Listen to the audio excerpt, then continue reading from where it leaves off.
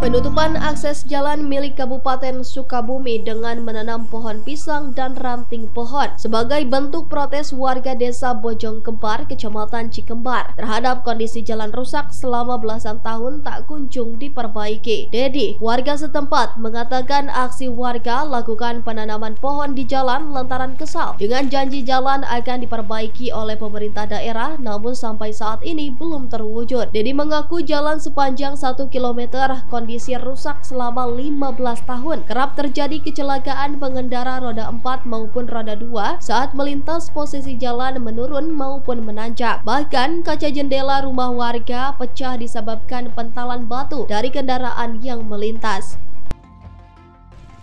Nutup-nutupi 15 tahun ya, karena ada janji-janji ini saya janji akan dibetulin ini jalan, tapi ternyata sampai sekarang ini jalan masih terbengkalai, sudah hampir 15 tahun lah ini.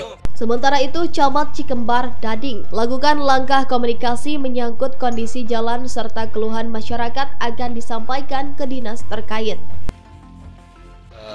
Ingin saya melaporkan kepada dinas PU atas setelah terjadinya kegiatan ini, nanti saya akan laporkan ke PU dan